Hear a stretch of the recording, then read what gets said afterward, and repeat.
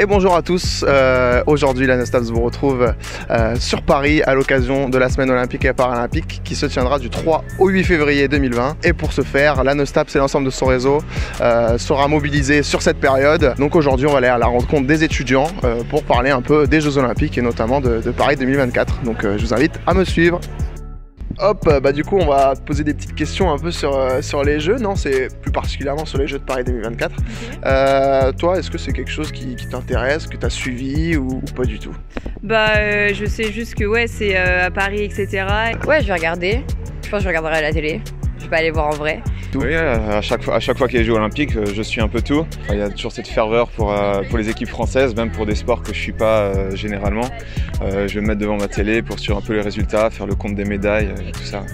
Je pense que c'est un peu cette compétition. On est toujours un peu fiers de voir la France battre d'autres pays. Un peu moins quand ça passe pas, mais il y a toujours cette petite adrénaline. Il y a des sports où l'issue se joue vraiment dans les dernières secondes et donc même quand c'est des sports qu'on ne va pas pratiquer, qu'on ne voit pas souvent, on va avoir ce petit pic qui va nous faire bondir de notre canapé. C'est le plus gros événement dans le monde du sport. Pourquoi? Comment on peut l'expliquer ça? Je trouve que c'est un bon événement parce que par exemple moi je suis pas trop forcément le sport à la télé, etc. Et je trouve que justement c'est un bon moyen de voir les différents sports et de toute façon pendant les JO tu vois que ça à la télé. Parce que c'est tout sport confondu.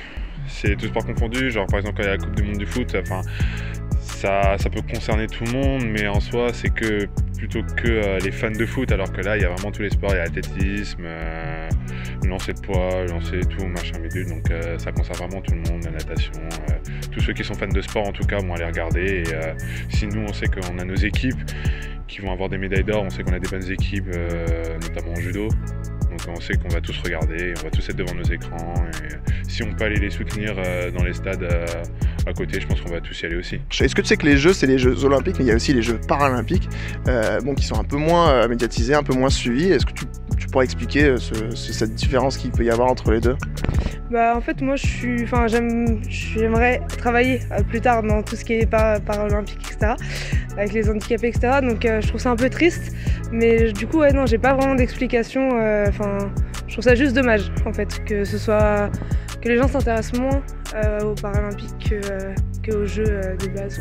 Je pense que c'est une question de vision de la chose. Les gens n'ont pas connaissance exactement de ce qu'est le paralympisme.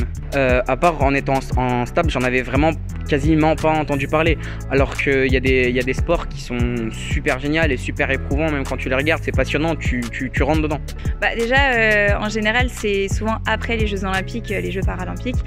Et en général, quand les Jeux sont passés, les gens ils regardent plus trop. Et puis même la télé, franchement, ça passe à autre chose. Un problème d'éducation, c'est quoi? C'est dans le système éducatif, dans les mœurs? Dans les mœurs, je dirais plutôt. Dans les mœurs, ça a toujours été un peu dérangeant, ça a peut-être un peu gêné certaines mentalités. Tu sais quand est-ce la dernière fois qu'on a organisé les Jeux en France ou pas du tout? Il y a longtemps, c'était à Albertville, non? Albertville, quelle année? Ouais.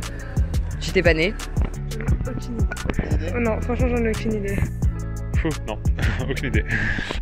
Je crois que c'est la deuxième fois, mais je suis pas sûr. Alors c'est la deuxième fois à Paris, en 1924, c'était il y a 100 ans. Voilà, et sinon c'est la 6e édition. Okay. Là sur Paris, les derniers c'était à Albertville. C'était les Jeux d'hiver. Et toi qui es étudiant, tu penses qu'on peut après on pourra peut-être profiter de ces infrastructures ou qu'il y a une vraie cohérence après les Jeux de Paris 2024?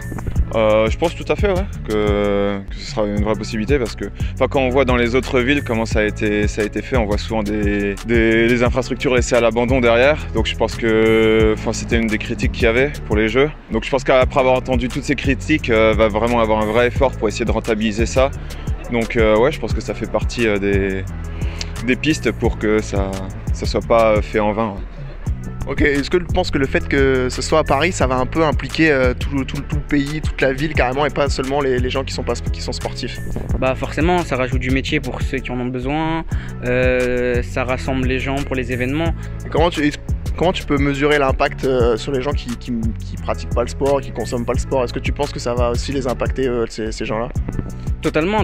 Il y a un événement par rapport au sport, par exemple, quand la France a gagné en 98, on a dit que Zidane a aboli le racisme pendant 24 à 48 heures, ce qui est extraordinaire.